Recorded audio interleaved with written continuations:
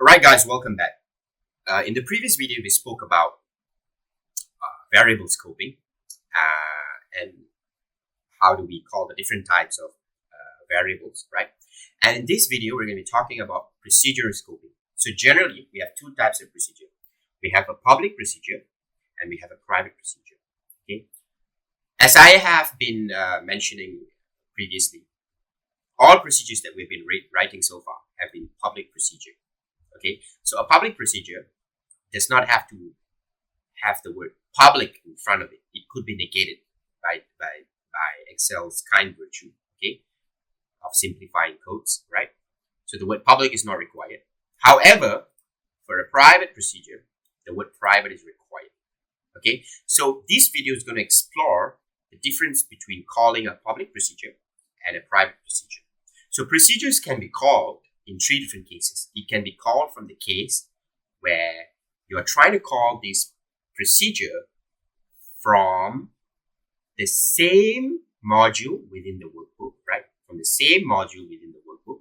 Case 2, from another module within the same workbook, right? So if I'm writing a procedure on module 1, and I'm trying to call it on procedure 2, how do we call it on procedure on module 2, right? So if I'm writing a code on procedure 1, on module 1, right? If I'm writing a code on module 1 and I want to call it on module 2, how do we do that for a public and private case? Okay, so the first case was calling on the same module, calling the procedure that sits on the same module. Second case, calling procedures on another module within the same workbook. And what if you want to call the procedure from another workbook? Okay, so these are the three cases that we will explore for public and a private procedure. Okay, and also you have to remember that a public procedure is visible in the macro list. It can be called from the Excel macro window. So if you go to the Excel interface, you would be able to see when you click macro, you'll be able to see the list of available macros for public macros. But you will never be able to see the private procedure, private macros, okay? So, let's get on to some practice and discover this, okay? So, what I'm going to do is, I'm going to write a public procedure, so we can just ignore the public word. Okay, for a public procedure, we can just ignore the public word. So, I'm just going to say public, but I'm just going to just write it anyway. So prop 1. Okay, so what I mean is that I could just remove this, right? We know VBA is going to know that this is a public procedure. I'm just going to dim A as long, and A is just going to be 5, and then I'm just going to message box A.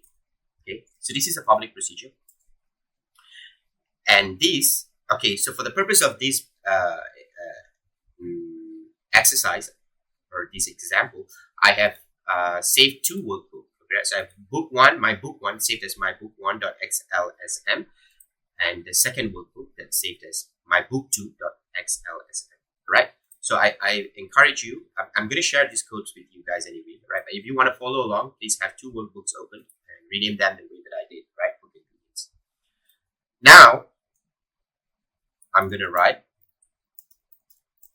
a private procedure. It is not a calling procedure, it's a private procedure. Okay, we're not going into the calling procedure yet, right? So this private procedure, so I'm just going to call this sub prop 2. And you see, I need to have the word private in front of it. You can't negate that. You can't negate that, like in the case of public, right? So dim A as long. A is just going to be 7. And then message box 8. Okay, so I have two procedures, and one is a public, one is a private. Okay, so right off the bat, if I go to my macro, you see that I'm able to access the first procedure, but I can't access the second procedure, right, from the Excel interface macro tab. Right, so that's exactly what I meant. That you are able to access a public procedure, but you can't access a private procedure on the macro Excel macro tab. Okay, but no worries, you can always call the procedure. You can always call a private procedure from a public procedure, right? From a calling procedure that is declared as public, right? So Yeah, I'll show you, right? So now we're going to go into the first case. Calling a public procedure from the same module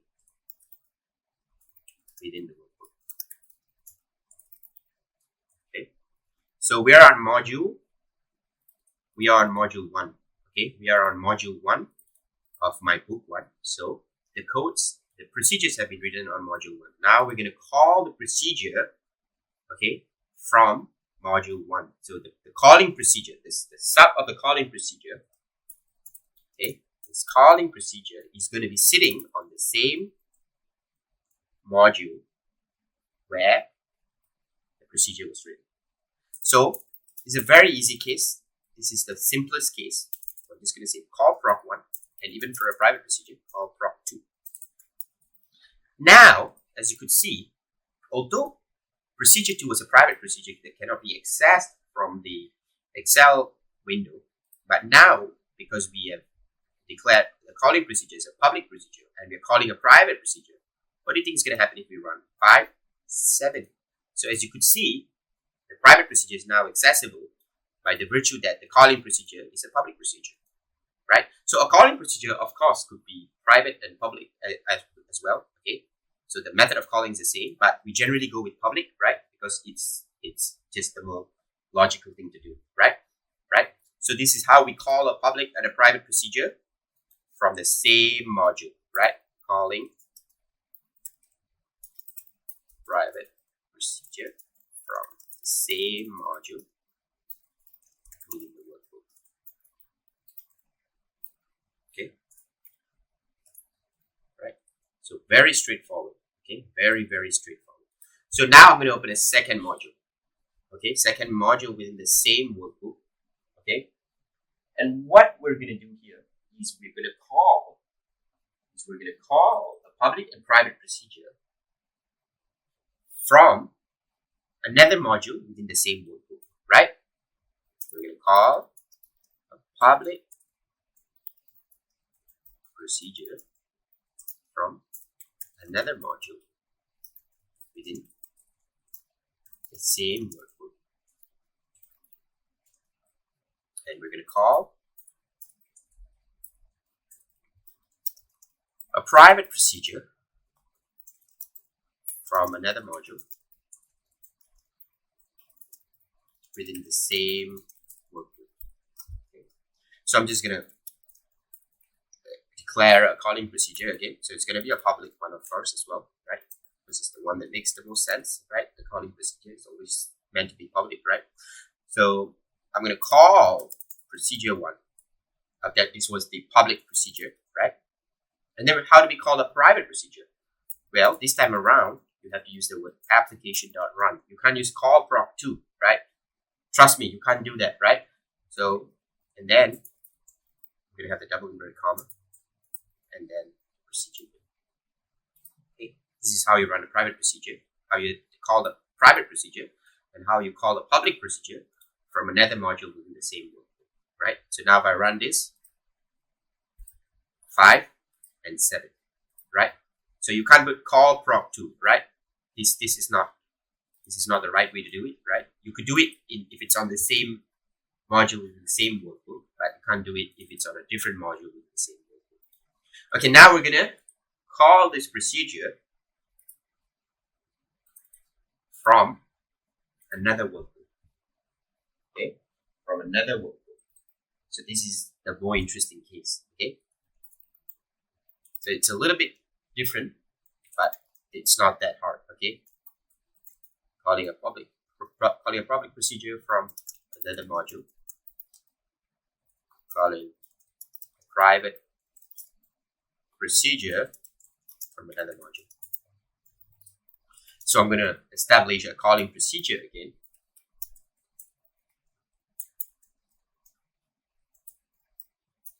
Okay, and I'm going to say application dot run double inverted comma, and I'm going to have this single inverted comma that my book 1. What's the name of the workbook that we're calling where the procedure sits, right? Where the procedure sits, the procedure that we're going to call sits. So it sits on module 1, right? So on my book 1. So it's going to be my book 1. What's the extension of the workbook? .xlsn. You can see it here, right? My book 1.xlsn. And then I'm going to close it with a single inverted comma. I'm going to add the exclamation mark and what's the procedure name. And then what I'm going to do is I'm going to close it. That's it. Double inverted comma. So I have the double inverted comma, the single inverted comma with the workbook name, right? And then the exclamation mark of the procedure. So it's the same thing for a private procedure. I'm just going to copy this. I'm going to paste it and just rename that procedure as procedure 2 because that was the procedure name for the private procedure, right? And now let's run this 5 and 7.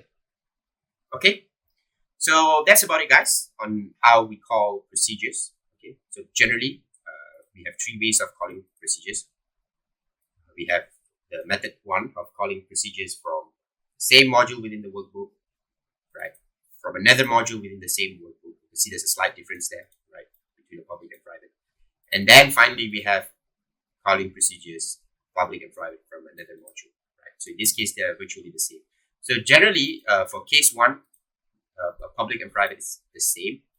For case 2, it's a little bit different. You have the application.run for the for private procedure, and the case 3 is pretty much the same.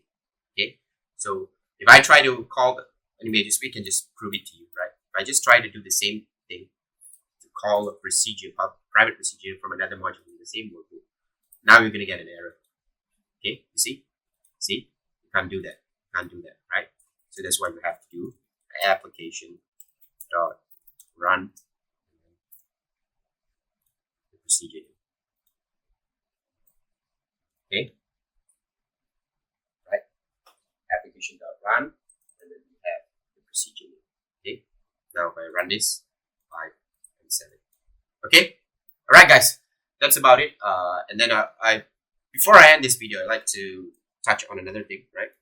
Generally, we have another kind of public procedure, which is the procedure for passing arguments. Okay, and this is passing arguments through by rep and by bob, and this procedure is not visible on the Excel macro window. So this is something entirely different. We'll be discussing in the upcoming session. Okay, so but for now, just focus on these 3 types. Okay, guys. Till then, thank you for watching, and I'll see you in the next video.